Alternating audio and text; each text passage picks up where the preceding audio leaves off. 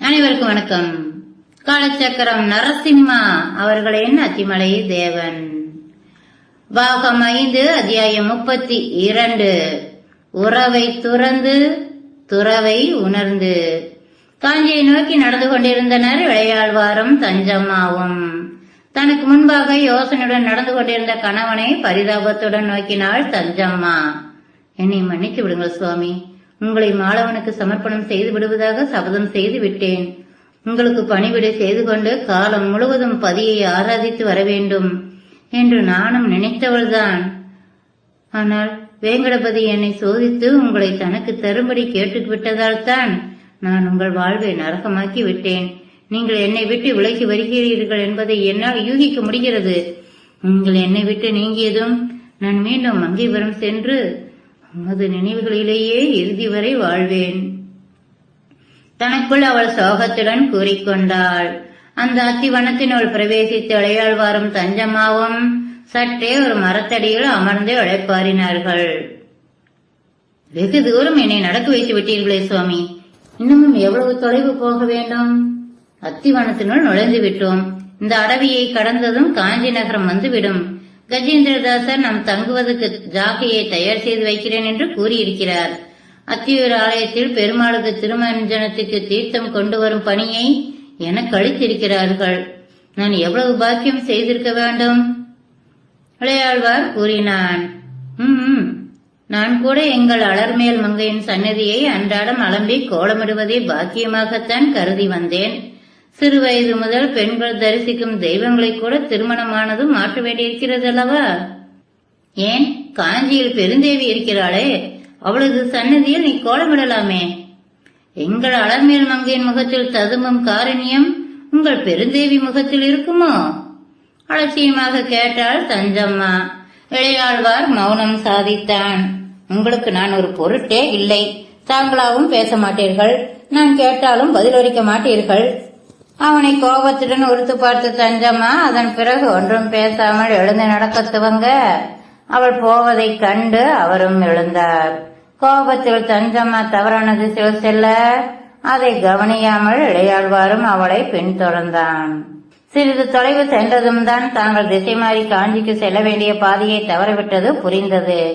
என்ன செய்வது என்று இளையாழ்வார் யோசித்துக் கொண்டிருந்த போதுதான் யாரோ பாடிக்கொண்டே அந்த பக்கமாக வருவதை கேட்டது. ஒரு குறவர் தம்பதியர் சென்று கொண்டிருப்பதை அவர் பார்க்க அவர்களை நோக்கி விரைந்தார். அப்பா, காஞ்சிக்கு போக வேண்டும், வழி தெரியவில்லை, உன்னால் வழி கூற முடியுமா? இளையாழ்வார் கேட்க அவன் அவரை ஏற இறங்க பார்த்தான். நான் அங்கேதான் போகிறேன் சாமி, வேண்டுமானால் என்னோடு வா, நான் ஊரெலைக்கு கொண்டு விடுகிறேன். அந்த மலைக்குறவனும் அவன் மனைவியும் நடக்க இளையாழ்வாரும் தஞ்சம்மாவும் அவர்களுடன் வெகு தொலைவு நடந்தார்கள். இரவு படர்ந்து போனது. இதற்கு மேல் என்னால் நடக்க முடியாது. அந்த மலைக்குறவனின் மனைவி அங்கேயே ஒரு மரத்தின் கீழ் அமர்ந்து கொண்டாள். நாங்க பெண்டுங்க இங்கேயே இருக்கிறோம், நீங்க போய் குடிக்க தண்ணீர் கிடைக்குமான்னு பார்த்துட்டு வாங்க. இளையாழ்வார் மலைக்குறவனுடன் நடக்க தஞ்சம்மா அந்த மரத்தின் கீழேயே அமர்ந்தாள். தனது முந்தானையால் விசிறியபடி அவள் அமர்ந்திருக்க அருகில் இருந்த மலைக்குறவரின் மனைவி அவளை ஆர்வத்துடன் பார்த்தாள். காஞ்சிக்கு போறீங்களா? அந்த பெண் கேட்டாள். இவளுடன் என்ன பேச்சு என்பது போன்று அந்த பெண்ணை பார்த்தாள் தஞ்சம்மா. பாசிமணி வேணுமா? பவளமணி இருக்கு, போட்டுக்கிறீங்களா? அந்த பவளத்தை போட்டுக்கிட்டாலே முகத்துல காருண்யம் ததுமோ தெரியுமா? ஒரு மணியும் வேண்டாம், சும்மா கெட. தஞ்சம்மா எரிந்து விழுந்தாள். ஏமா, இருக்கிற ஒரு நாகமணியையும் தானம் கொடுக்க போறியே, பதிலுக்கு நான் தர பாசிமணிய வாங்கிப்பியோன்னு நினைச்சேன். பெருந்தேவி முகத்துல காருணியம் இருக்கான்னு கேட்டியே, உன் முகத்துல கொஞ்சம் கூட கருணையே இல்லையே. அந்த மலைக்குறத்தை கேட்க தேகமெல்லாம் நடுங்கி போக அந்த பெண்ணையே ஒருத்து பார்த்தாள் தஞ்சம்மா. இன்னொரு புருஷன் பெரிய நிலைக்கு போக போறாரு, அவர் உன்னை விட்டு வெகு விரைவில் போயிடுவாரு. நீ செய்கிற தியாகம் வீண் போகாது தாயி, இந்த பவள மாலையை வச்சுக்க என்று அவள் மாலையை நீட்ட பிரமிப்புடன் சென்று அதை வாங்கி கொண்டாள். அம்மா, உன் பெயர் என்ன? தஞ்சம்மாவுக்கு அவளது முகம் எதையோ உணர்த்தியது. என்னம்மா, என்ன தெரியல? மங்கைபுரம் மங்காவும் நான் தான். அத்தியூர் பெருந்தேவியே நான் தான். அந்த பெண் கூற அயர்ந்து போய் அமர்ந்திருந்தாள் தஞ்சம்மா. மீண்டும் அவள் கண் திறந்து பார்த்தபோது தான் அமர்ந்திருந்த மரத்தில் சாய்ந்து உறங்கிவிட்டிருந்ததை உணர்ந்தாள். இளையாழ்வார் தான் அவளை உலுக்கி எழுப்பியிருந்தார். தஞ்சம்மா, உண்பதற்கு கனிகளை பறிக்கலாம் என்று மரத்தில் ஏறினேன். அங்கிருந்து அத்தியூரானின் ஆலய கோபுரம் தெரிந்தது. நாம் காஞ்சியை நெருங்கிவிட்டோம். ஆனால் மரத்திலிருந்து இறங்கி வந்த போது அந்த குறவரை காணவில்லை. இளையாழ்வார் கூற பரபரப்புடன் தஞ்சம்மா தன்னை சுற்றி பார்த்தாள். அந்த பெண்ணையும் எங்கும் காணவில்லை. சற்றென்று குனிந்து தனது கரத்தை பார்த்தாள். அவளது உள்ளங்கையில் அந்த பெண் அளித்த பவள மாலை மட்டும் பத்திரமாக இருந்தது. மறுநாள் விடியலில் இளையாழ்வாரும் தஞ்சம்மாவும் காஞ்சியில் காலடி எடுத்து வைத்த அதே நேரம் திருக்கடல் மல்லையில் கங்கை கொண்ட சோழபுரத்தினை எழுப்புவதற்காக முதல் கல்லை தேர்ந்தெடுத்துக் கொண்டு யானை மேல் பவனி வந்து கொண்டிருந்தான் ராஜேந்திர சோழன். யானையின் பின்பாக சிவிகையில் வீரமாதேவி வந்து கொண்டிருந்தாள். 33 கங்கை கொண்ட சோழபுரம். கிபி 1035 ராஜராஜன் விடுத்த வேண்டுகோளை நிறைவேற்றிவிட்டான். அவன் மகன் ராஜேந்திரன் தடிக்குளத்தானின் லிங்கத்தை கங்கை கொண்ட சோழபுரத்தில் பிரதிஷ்டை செய்து 2ஆம் பிரகதீஸ்வரர் ஆலயத்தை கட்டுவித்ததோடு கங்கை கொண்ட சோழபுரத்தை தனது தலைநகரமாகவும் அறிவித்தான். கங்கை கொண்ட சோழபுரத்தின் ஆலயத்துக்கு கும்பாபிஷேகம் நடைபெற்றுக் கொண்டு இருந்தது. உத்திரலாட மன்னன் மகிபாலன் தனது தோளில் இருந்த தங்க குடத்தில் கங்கை நீரை சுமந்து வந்து ராஜேந்திரனிடம் நீட்ட அவன் அதை பெற்றுக்கொண்டு புரோகிதர்களிடம் வழங்கினான். அந்த புனித நீரில் தான் கங்கை கொண்ட சோழபுரத்தின் கும்பாபிஷேகம் நடைபெற இருந்தது. கங்கையை கடந்து சென்று உத்திரலாட நாட்டை கைப்பற்றி இருந்தார் ராஜேந்திரன். கடல் அலைகளாக ஆர்ப்பரித்த கங்கை நதியை கண்டு சோழ வீரர்கள் திகைத்து நின்று இருந்தனர். இந்த மகாநதியை கடந்து சென்று எப்படி உத்திரலாட மன்னன் மகிபாலனை வெல்ல முடியும்? கங்கை நதியை கடப்பது எங்கனம்? இலங்கைக்கு செல்ல முடியாமல் தவித்த ராமனை போன்று ராஜேந்திரன் யோசித்து நின்றான். அப்போது மின்னலென மனதில் ஒரு யுக்தி தோன்றியது. தனது யானைப்படைகளை ஏவி விட்டான். யானைகள் கங்கை நதியில் வரிசையாக நிற்க அவற்றின் மீது பலகைகளை அடுக்கி அந்த கஜ சேதுவின் மீது தனது படைகளை அணிவகுத்து சென்று உத்திரலாட மன்னன் மகிபாலனை வென்று அவனது தோளில் கங்கை நீரை கொணரச் செய்து தனது ஆலய கும்பாபிஷேகத்தை நிறைவேற்றிக் கொண்டிருந்தான். ராஜேந்திரன் தனது தந்தை ராஜராஜனை நினைத்தான். தந்தையே, நீங்கள் கூறியபடி தளிக்குளத்தானுக்கு புதிய ஆலயம் எழுப்பிவிட்டேன். மற்றொரு பிரகதீஸ்வரனாக இதோ இங்கே கோயில் கொண்டு இருக்கிறான். சோழத்தின் தலைநகரை கங்கை கொண்ட சோழபுரத்துக்கு மாற்றிவிட்டேன். இதுவும் நீங்கள் இட்ட கட்டளைதானே? தஞ்சையில் தங்காதே என்று கூறினீர்களே. தளிக்குளத்தான் ஆலய சிவாச்சாரியர்களுக்கு ராஜராஜ சதுர்வேதி மங்கலம் என்கிற கிராமத்தை வழங்க முடிவு செய்துள்ளேன். நீங்கள் கூறிய பரிகாரங்களை ஒவ்வொன்றாக செய்து வருகிறேன். நீங்கள் குறிப்பிட்ட அந்த சோழ கிருமி நான் செய்த பரிகாரங்களினால் குறைந்திருக்கும் என்று நம்புகிறேன். புரோகிதர்கள் கங்கை நீரை ஆலய கோபுரத்தின் கலசத்தில் வார்க்க இத்துடன் சோழ கிருமி அழியட்டும் என்று மனதார வேண்டிக் கொண்டான் ராஜேந்திரன். பெரிய கோயிலின் தலைமை சிற்பி குஞ்சரமல்லன் ராஜராஜ ராம பெருந்தச்சனை பொன்னாடை போட்டி கௌரவித்து பொற்குழி ஒன்றை அளித்ததோடு சிற்பங்கள் செய்ய தனியொரு கிராமமே அவனுக்கு பரிசளித்தான் ராஜராஜன். பெருந்தச்சனின் மகன் குஞ்சரமல்லன் சோமஸ்கந்த பெருந்தச்சன் கங்கை கொண்ட சோழபுரத்தின் சிற்பி. கும்பாபிஷேகம் முடிந்த கையோடு சோமஸ்கந்தனை கௌரவித்தான் ராஜேந்திர சோழன். பெரிய கோயிலை எழுப்பி உனது தந்தை ராமதச்சனுக்கு குறைவில்லை உனது பணிகள். உனது தந்தை ஆலயத்தை மட்டும்தான் எழுப்பினார். நீ ஆலயத்துடன் மாட மாளிகைகளையும் எழுப்பி தலைநகரத்தையே சிருஷ்டித்து விட்டாய். தேவேந்திரனின் அமரப்பட்டணம் போன்று உள்ளது நீ உருவாக்கிய நகரம். உனது புகழ் வையமெங்கும் பரவட்டும் என்று சோமஸ்கந்தனை பெருமையுடன் நினைத்துக் கொண்டான்.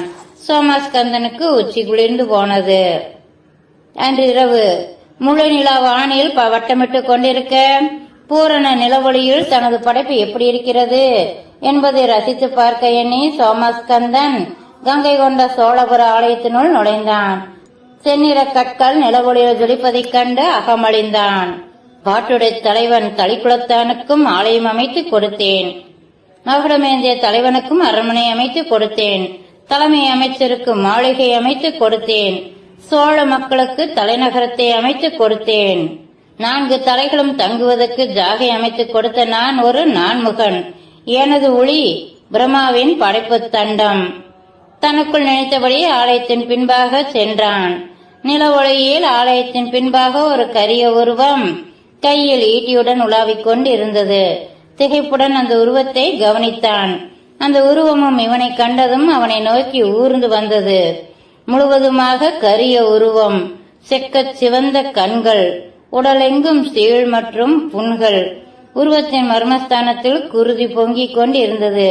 முதுகில் ஒரு குத்துவாள் சொருகி இருக்க அதிலிருந்து குருதி பெருகிக் கொண்டிருந்தது. அதன் மார்பகங்கள் கிழிந்து தொங்கிக் கொண்டிருந்தது. கையில் ஏந்தியிருந்த ஈட்டியுடன் சோமஸ்கந்தனை வழிமறித்தது. நான் தான் சோழக்கிருமி. ஆலயத்தை நீ எழுப்பியிருக்கலாம், ஆனால் இப்போது அது எனக்கு சொந்தம். எனது அனுமதியின்றி நீ எப்படி உள்ளே வரலாம் என்று ஈட்டியை அவனது நெஞ்சுக்கு நேராக நீட்டியபடி அந்த உருவம் முன்னேற ரத்தமாக வாயிலிருந்து கக்கியபடி அலறிக்கொண்டு விழுந்தான் சோமஸ்கந்தன். சோமஸ்கந்தன் உயிருக்கு ஆபத்தான நிலையில் கிடைக்கிறான் என்பதை அறிந்து ஓடோடி வந்திருந்தான் ராஜேந்திரன். அரசே, நள்ளிரவில் நிலவழியில் நான் எழுப்பிய ஆலயத்தை காண சென்றேன். அப்போது மிக பயங்கரமாக காட்சியளித்த சோழக்கிருமி என்று தன்னை அழித்துக் கொண்ட உருவம் ஒன்று என்னை தாக்க வந்தது என்று கூறிய போதே மீண்டும் இதயம் வெடிக்க அவன் வாயிலிருந்து குறுகி பெருகியது. அரசே என்று அலறியபடிதான் ராஜேந்திரனின் கண் முன்பாக மரணமடைந்திருந்தான் சோமஸ்கந்தன். செய்வதறியாத திகைத்து நின்றிருந்தான் ராஜேந்திரன். தனது மைத்துனனும் கங்கை கொண்ட சோழபுரத்தில் நகர தலைவராகவும் இருந்த மதுராந்தகன் பரகேசரி சேனாபதி வேளாளனை அவசரமாக அழைத்தான். பரகேசரி ராஜராஜனின் அமைச்சரவையின் அங்கம் வகித்தவர். வீரமாதேவியின் அண்ணன்.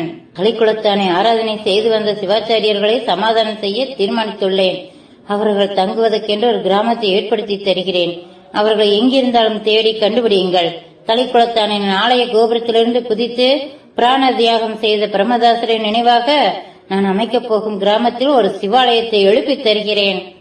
ராஜேந்திரன் கூற பரகேசரி சேனாபதி வேளான் உடனே அந்த சிவாச்சாரியர்களை தேடி குடந்தைக்கு புறப்பட்டான். குடந்தை அருகே திருவேலிமலையில் அவர்களை சந்தித்தான். சோழ மன்னன் ராஜேந்திரன் தனது தந்தையின் செயலுக்கு மன்னிப்பு கேட்பதோடு அவர்களுக்கு ஒரு கிராமத்தை அளிப்பதாக அறிவித்திருந்ததை அறிந்து சிவாச்சாரியர்கள் பரகேசரியுடன் புறப்பட்டனர். பிரமதேச ராஜராஜ சதுர்வேதி மங்கலம் என்கிற கிராமத்தின் உரிமை பட்டயத்தை ராஜேந்திரன் அவர்களிடம் வழங்கினான். தாங்கள் பல காலமாக ஆராதித்த தளிக்குளத்தான் ஆலயம் ராஜராஜனால் தகர்க்கப்பட்டதைக் கண்டு மனம் நொந்து சாபமிட்டு திருவேலிமலை என்கிற இடத்திற்கு குடிபுகுந்தனர் இந்த சிவாச்சாரியர்கள்.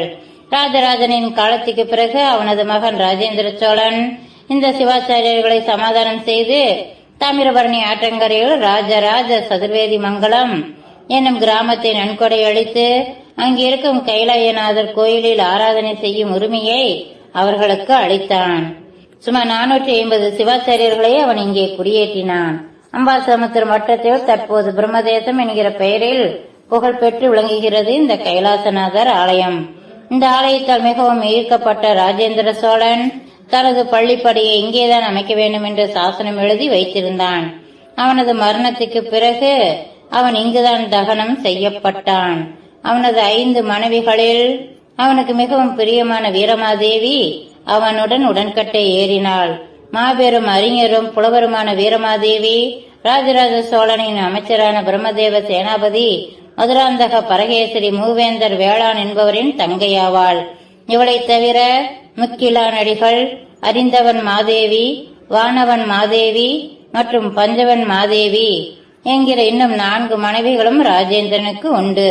ஆனால் வீரமாதேவி மட்டுமே அவனுடன் உடன்கட்டை ஏறினாள். மீண்டும் சந்திப்போம். நன்றி நண்பர்களே.